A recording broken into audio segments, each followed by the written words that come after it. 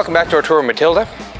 We're going to go into the turret. Now, of course, it's the whole purpose of the tank is the weapon system, the 40mm gun and the coaxial machine gun. Two hatches at the top. Loader's hatch is rectangular and small. The TC's hatch is a little bit larger, and you'll see that it's actually, the hatches are held up with pistons, which make opening the hatch a very, very simple affair. Anyway, in I get, and let's see how well I fit, which probably isn't very well at all.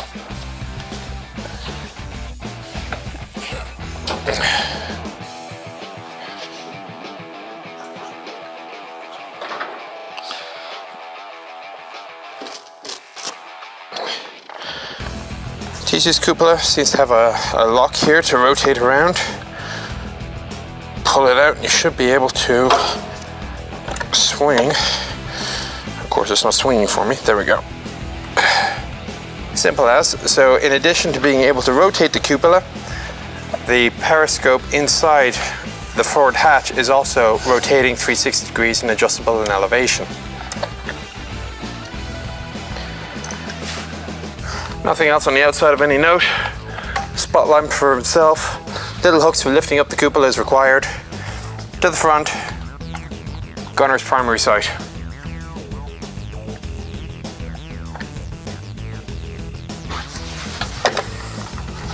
Actually, this is as far down as I can go sitting down on the commander's seat. I hope it moves. So now I've dropped down into the turret. This is where things start getting perhaps a little bit cozy. I'm standing on the turret floor, and as you can see, my head is already above the height of the hatch.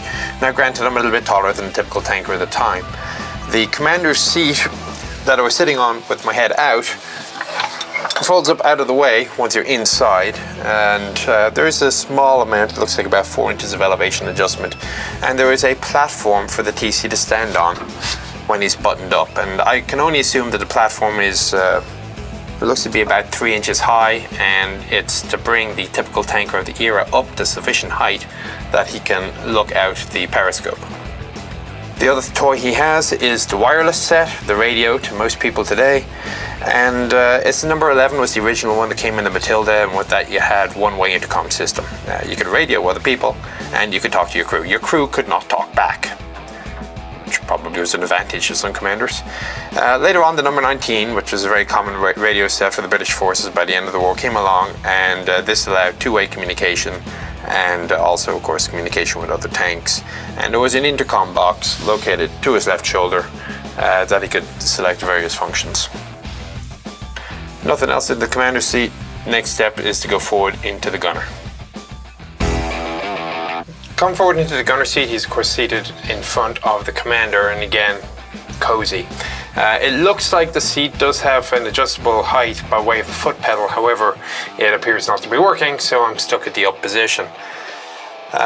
Traverse has two forms, power or manual. Well, manual is simple. There's a hand crank. You pull in the grip and you crank one way or the other, just like every other hand crank you'd ever see on a tank. At least most of them. He also has a power traverse option. That is run when the engine's running. It's a pneumatic system, and he will select manual or power, and he's got a spade grip. He pulls in to release the lock, and then he starts rotating the handle left or right. He's got about 5 degrees of free play before he starts to traverse. The maximum speed is 20 degrees a second, giving you a full rotation in 18 seconds. The minimum speed is 1/4 degree per second, which will take you quite a while to get around. If you wanted to use manual power traverse, you'd have to pump up the recuperator a little bit.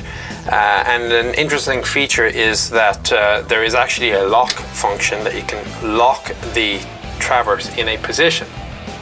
So what you can do is, let's say your tank is hitting a bail out. Before the gunner gets out, he rotates the turret, he turns the handle. If the engine is running or not, he turns the handle and he starts to get out. If the engine is not running, and the turret is not in the correct position for the driver to be able to get out, what the driver can then do is he can start the engine. Because the power traverse is locked to one side, the turret will spin, and then when the turret is clear, the driver turns off the engine, and then he can get out. Which seems a little convoluted. These days what you do is you just make sure that you turn the turret yourself before you get out, so that the driver has the ability to escape. Elevation is perhaps a little bit simpler. There is, to the left here, a elevation lock, for lack of a better term. Let's pull it out here, and that should free up the gun. Simple as. There is no elevation gearing. This is a shoulder pad. You put your shoulder to the gun, put your head to the side, and you simply do this to aim in elevation. Combine that with your power or manual traverse, and this is how you aim. The result of this was he actually had a sort of a form of rudimentary gun stabilization. The gunner could, because it's so well balanced, I mean, I'm basically using, I was going to say using a finger, but I'm not. But it's not taking me very much effort to do this at all. As the tank is bouncing over the hills, or at least the bumps, the gunner has the ability to generally keep the target in his sights. Now, it's not full stabilization, he's not going to be expected to hit anything at long range, but in close quarters he actually has a reasonable chance of hitting something on the move, something which a geared gun could not do. Of course, as guns got bigger and bigger, you could no longer do the shoulder mounted system. After you got past the 6-pounder, that was about as far as you could go. The gun itself is a 2-pounder, it's a 40mm. 2-pounder because that's the weight of the shot. The British, of course, had their own unique system. This was, at the time, one of the best anti-tank guns you could find. You can make an argument for the Italian 47. But you can see the breech. It's a 40mm. It's not a big shell. Now, here's the other problem, is that the only thing this thing fired was AP. There was a close support version with a low-velocity 3-inch gun. However, that only fired smoke. It wasn't that there was no HE round for the 40mm, but it generally was not issued to tankers. Apparently, there is at least I've heard, that lobbing high explosive shells from a gun is the job of artillery. So the anti-tank gun, the towed 2-pounders, which were manned by the artillery, they got the high explosive shells, but the infantry support tank that was supposed to shoot up infantry and infantry targets was not given anything other than AP, so you're shooting basically very, very large bullets at people. The only thing it would be really useful for is if you met a tank, which in fairness Matilda was pretty good at dealing with, although it wasn't primarily the function. To the right is a beast of machine gun, 7.92, again the bizarre British caliber, which was actually from Eastern Europe, and the Germans used it as well. RTR used their 7.92 all the way through the war.